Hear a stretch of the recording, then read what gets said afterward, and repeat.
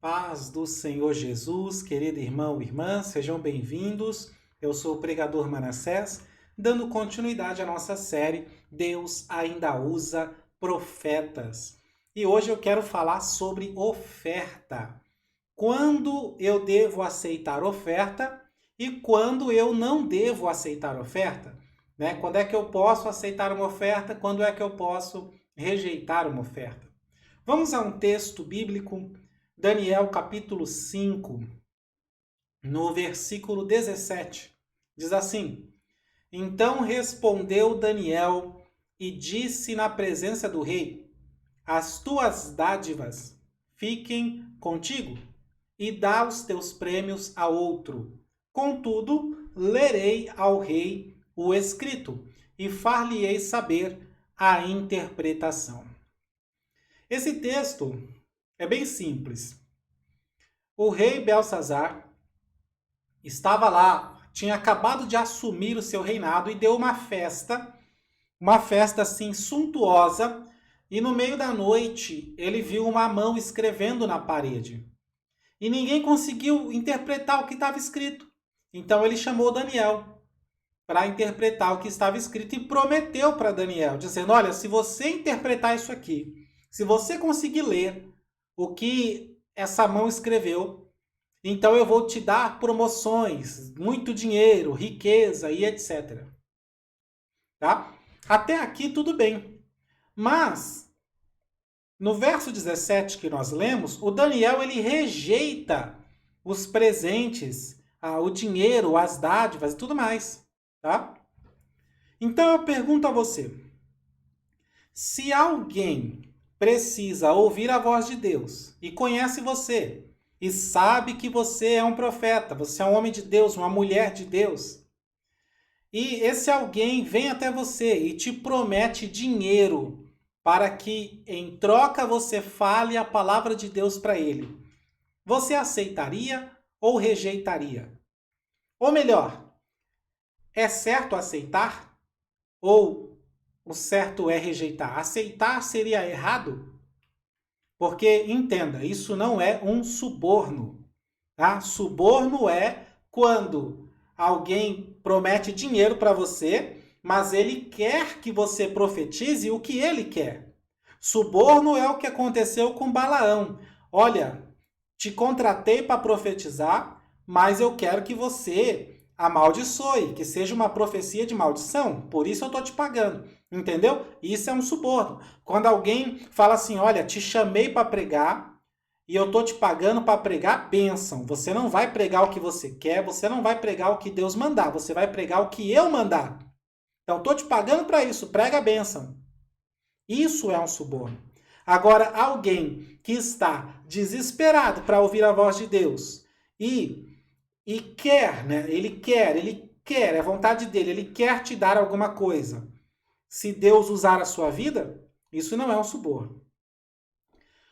O Brasil é o país onde... Eu sei que tem pessoas que nos acompanham de outros países, mas a maioria é aqui do Brasil. O Brasil é um país onde a grande maioria nasceu pobre. Praticamente todos nasceram pobres nesse país, não é verdade? E é por isso que todo mundo quer ser rico, tá? E isso vem de muito tempo atrás, né? Desde a época dos escravos. Tá? Você já viu o escravo rico? Acabou de chegar aqui para ser escravo, você acha que ele é rico? Não é, né? Os seus descendentes vão ser ricos? Não. Então, é uma maldição disfarçada de bênção, que todo mundo pega como se fosse gripe. O quê? Essa ambição, esse desejo de querer ser rico a todo custo. E a ambição por riqueza é tão grande aqui no Brasil que uma grande maioria de brasileiros, principalmente crentes, eles não aceitam, né, no seu coração quando vê alguém prosperando. Você já conheceu alguém assim? Você já conhece alguém assim? Eu tenho certeza que conhece. Alguém que quando descobre que o fulano ficou rico, que quando descobre que o ciclano está crescendo na vida, não aceita. E já arruma logo uma forma de denegrir aquela pessoa, de falar mal daquela pessoa, de criticar. E se puder usar a Bíblia para fazer isso, melhor ainda. Você já viu? Olha, você ficou sabendo? o fulano, o ciclano, a família deles toda, eles estão prosperando, estão enriquecendo. Aí a outra pessoa, ao invés de falar assim, ah, que legal, que bom, né? Boa sorte para eles, que bênção. Não, ela não fala, ela vai dizer, ah, mas também, se eu fosse ele, se eu tivesse aquilo outro, por isso que eles estão enriquecendo. Ou seja, é uma ambição tão grande por riqueza que está no coração de muitos brasileiros que eles não aceitam ver ninguém prosperando. Na hora que vê, já arranja lá alguma desculpa, uma crítica, alguma coisa. Então eu quero que você entenda aqui. Por que Daniel, ele aceitou? Daniel aceitou os presentes, o dinheiro de Nabucodonosor. Mas ele rejeitou os presentes e os dinheiro do filho de Nabucodonosor. Então o primeiro rei, Nabucodonosor, ofereceu a mesma coisa que o Belsazar para Daniel e Daniel aceitou. Mas quando o Belsazar ofereceu a mesma coisa, Daniel rejeitou. Vamos entender isso? Vamos entender para você saber quando é que você aceita uma oferta e quando é que você rejeita uma oferta, tá? O nome Nabucodonosor significa Nebo protege as fronteiras, né? Que é um deus pagão. E o Nabucodonosor, ele teve um sonho, Daniel capítulo 2. E chamou um monte de gente para interpretar o sonho, na verdade adivinhar o sonho e depois interpretar. E ninguém conseguiu. Então, o Daniel foi o único que adivinhou o sonho, né? Ou seja, descobriu qual era o sonho e interpretou. Então, o rei Nabucodonosor deu a ele muito dinheiro, presentes e promoção, um cargo mais alto. E Daniel aceitou. Ele aceitou, irmão. Veja o texto. Daniel, capítulo 2, versos 48 e 49. E aí talvez alguém, lendo esse texto, vai dizer assim, ah, mas o Nabucodonosor não prometeu nada, foi espontâneo. Talvez alguém diga isso, mas na verdade prometeu sim, né? Se você não leu o capítulo todo, veja o verso 6. O verso 6, Daniel 2,6. É a promessa de Nabucodonosor dizendo que vai enriquecer Daniel, que vai dar presentes, que vai dar uma promoção. E aí? A pergunta aqui que você tem que fazer para você mesmo é a seguinte: tem avareza misturada com inveja no seu coração? Que você não consegue ver ninguém prosperando? Hã? Ah, e não somente isso, né? Você teria coragem, você teria a ousadia de falar mal de um homem de Deus como Daniel? Talvez você responda imediatamente, não, claro que não, claro que não. Vamos fazer o teste então? Vamos fazer o teste? Quando aqui um pastor famoso, nos dias de hoje, quando um pregador famoso recebe uma oferta alta de alguém, porque a gente sabe que tem muito pastor e pregador que por pregar ou profetizar ou fazer a obra de Deus, ajudar os carentes, etc., eles recebem oferta. Só que a gente só sabe quem recebeu quando essa pessoa é famosa, né? Porque ela já está ali na mídia, todo mundo falando dela, e aí você acaba descobrindo que aquele famoso recebeu uma oferta. Quando isso acontece? Quando alguém recebe uma oferta porque pregou uma palavra e era um valor alto, o que você faz? Você critica, você fala mal, você usa a Bíblia para denegrir, você chama de falso profeta. O que você faz? Você começa a dizer por aí que essa pessoa só prega por dinheiro porque alguém deu uma oferta alta para ele? Se você faz isso, então com certeza você é alguém que, se vivesse nos dias de Daniel, ia falar a mesma coisa de Daniel. Daniel ficava na corte real, no palácio. Daniel não ficava no meio do povão. O povão não sabe tudo o que está acontecendo no palácio. O povão está lá sem saber o que acontece. O povão não sabe que o rei prometeu matar todos os sábios se ninguém adivinhasse o sonho. O povão não sabe que o rei teve um sonho maluco e queria que alguém adivinhasse. O povão não sabe nada disso. De repente, a única informação que chega para o povão que está fora do palácio é essa. Olha, o rei deu uma oferta altíssima para Daniel. Ficou sabendo? O Daniel agora está rico. O Daniel agora está por cima. Foi promovido, sei o quê. É isso que vai chegar. Ou seja, o povão que está de fora não sabe de todos os detalhes da história. Daniel, ele está na corte, está no palácio. É por isso que eu estou fazendo esse teste com você. Usando, né, o exemplo de pregador famoso, pastor famoso, porque você não conhece a vida deles, nem eu. Você não sabe todos os detalhes. A única informação que chega para nós Porque as pessoas que divulgam, jornalistas, etc., o que eles querem é audiência. Eles vão divulgar o que dá audiência, o que vai dar bafafá e fofoca e comentário. É isso que eles vão divulgar. E, se possível, eles vão distorcer um pouquinho para aumentar a audiência deles. É disso que eles vivem. Você não entende isso? Aí vão dizer, pastor fulano de tal recebeu oferta de tanto. Pregador recebeu oferta. E vão dizer isso. E aí, quando isso acontece? Quando chega essa notícia para você? Você fala mal, você critica, o que você faz? Isso é um teste. Porque se você faz isso agora, você não faria diferente nos dias de Daniel. Você estaria lá no meio do povão, Daniel no palácio, a notícia ia chegar distorcida para você e você ia fazer a mesma coisa que faz hoje, criticar. Então, é importante saber isto, porque se você é um profeta de Deus, se você é um homem de Deus, uma mulher de Deus, um pregador, uma pregadora da palavra de Deus, irmão, irmã, isso pode acontecer com você um dia. Um dia alguém vai ser tão abençoado através da sua vida por causa da palavra que você pregou, do ensino que você deu, ou de uma profecia que Deus te usou. E essa pessoa vai se sentir tão bem, assim, tão agradecida, que ela vai querer te dar um presente, uma oferta, alguma coisa. Isso é normal, irmão. A pergunta é, né? Quanto é que vale uma resposta de Deus para alguém que está desesperado? Quanto vale isso?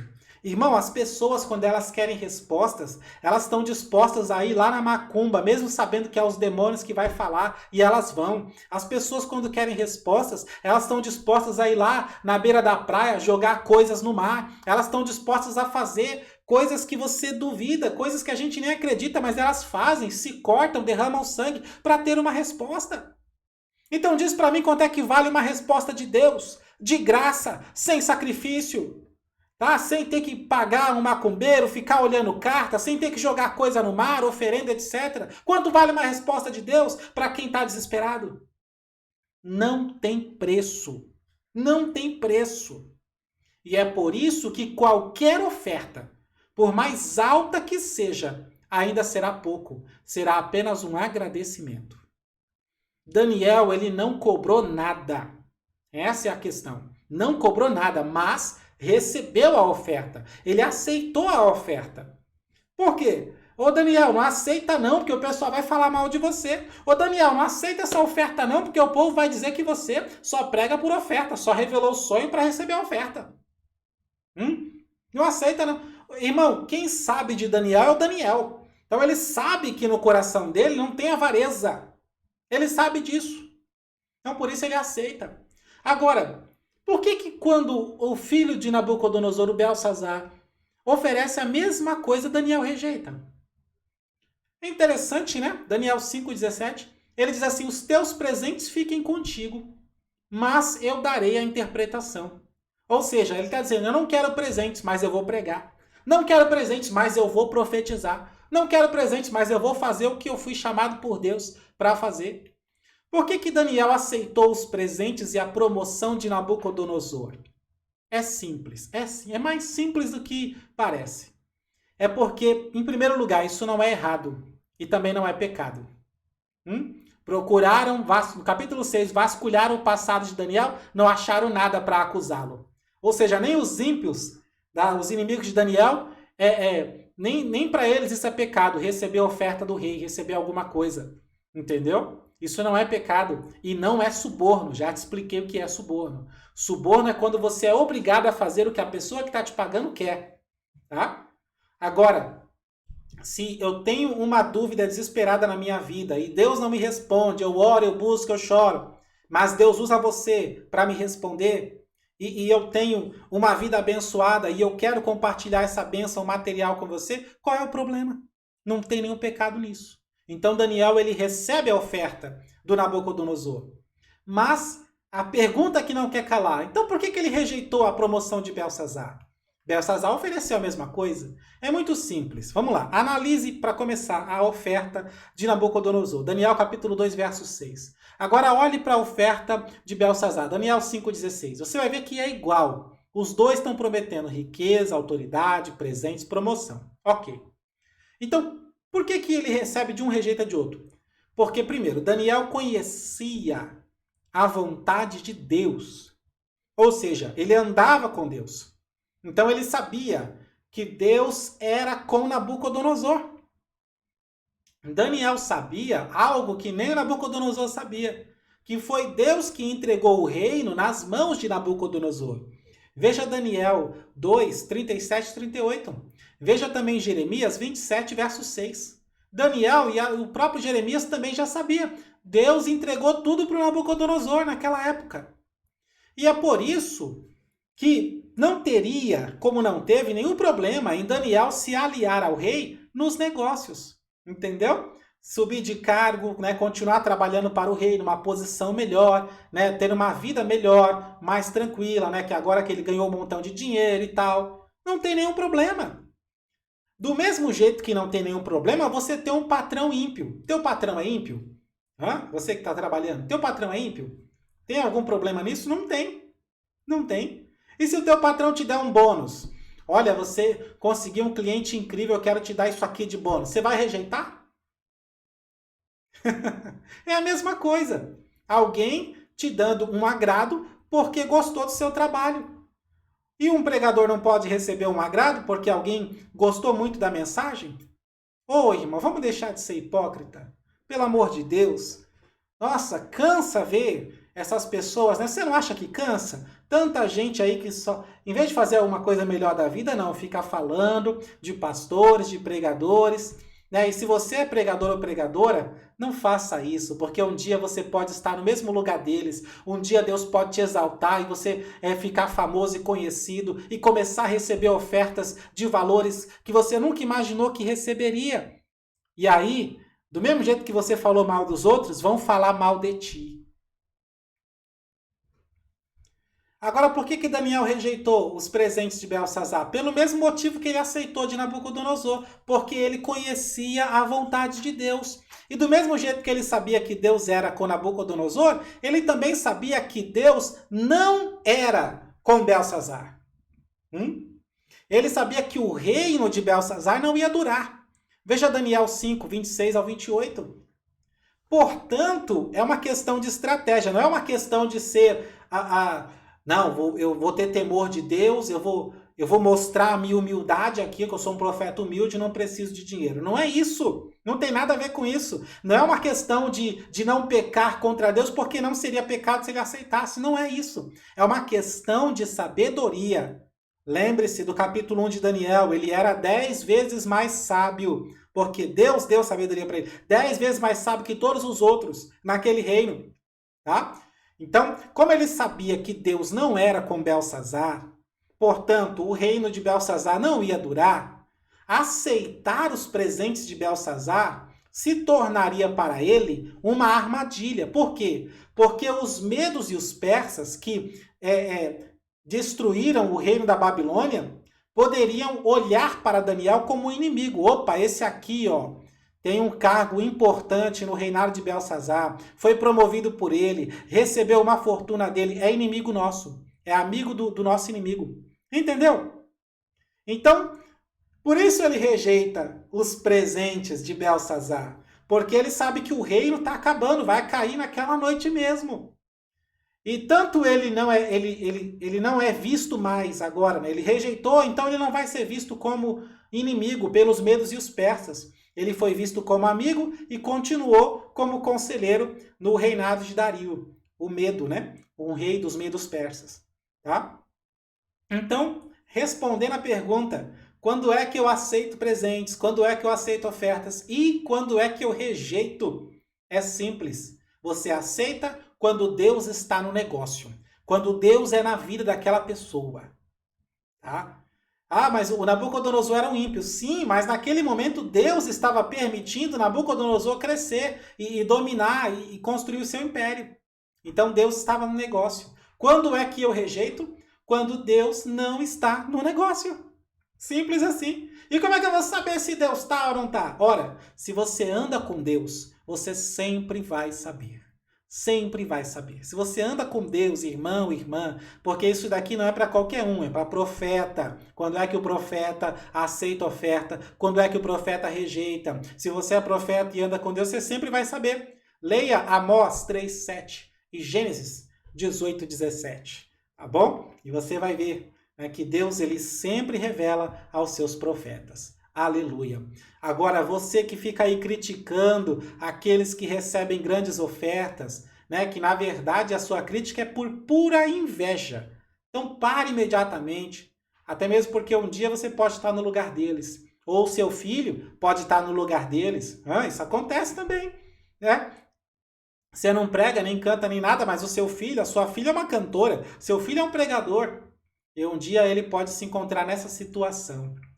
E não somente isso, também não fale mal daqueles que cobram, tá? A menos que você tenha provas disso. Porque o que eu vejo é um monte de gente falando que o ciclano Beltrano cobra, mas ninguém apresenta uma prova, tá? Não tem prova. Ah, o fulano, me falaram uma vez, o fulano cobra, não convida não. Eu falei, você tem certeza? Tenho. Tá bom. Mas aí, só para garantir depois, não falei nada, né? Mas resolvi ligar e convidar. Não cobrou nada. Mentira. Ah, o fulano cobra. Eu liguei, convidei, ele não cobrou. E aí? Que palhaçada é essa? Então, para de falar, né? Ouvir fofoca e sair divulgando. Se você não tem certeza, irmão.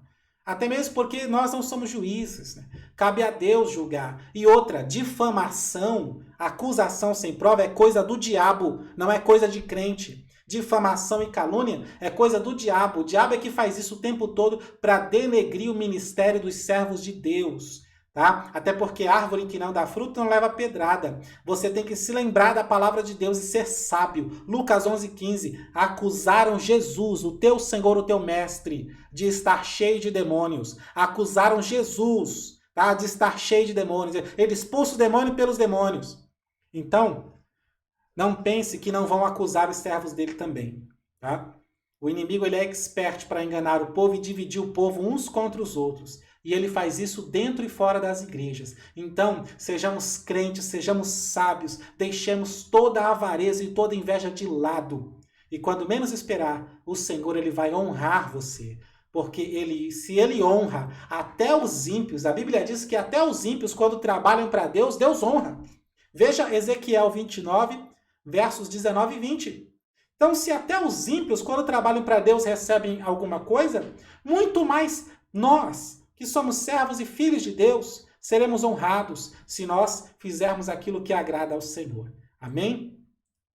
Compartilhe essa palavra com quem precisa, tá? Conhece alguém que só sabe criticar, né, e falar mal dos outros? Compartilha lá, manda para ele. Né? Quem sabe Deus, o Espírito Santo, por essa palavra, cala essa boca e deixe abrir para glorificar a Deus em nome de Jesus. Amém? Aliás, um convite, eu sempre esqueço, um convite.